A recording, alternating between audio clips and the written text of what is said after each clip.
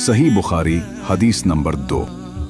ایک شخص حارث بن ہشام نامی نے نبی کریم صلی اللہ علیہ وسلم سے سوال کیا تھا کہ یا رسول اللہ، آپ پر وحی کیسے نازل ہوتی ہے؟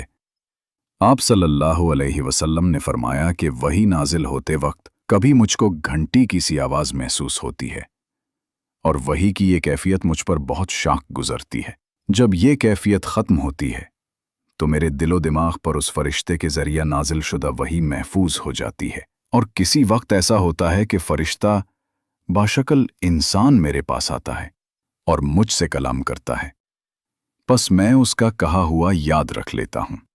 عائشہ رضی اللہ عنہا کا بیان ہے کہ میں نے سخت کڑاکے کی سردی میں نبی کریم صلی اللہ علیہ وسلم کو دیکھا ہے کہ آپ صلی اللہ علیہ وسلم پر وحی نازل ہوئی، اور جب اس کا سلسلہ موقوف ہوا تو آپ صلی اللہ علیہ وسلم کی پیشانی پسینے سے شرابور تھی۔ رسول اللہ صلی اللہ علیہ وسلم کی احادیث مبارکہ کو پھیلانے میں ہمارا ساتھ دیجیے۔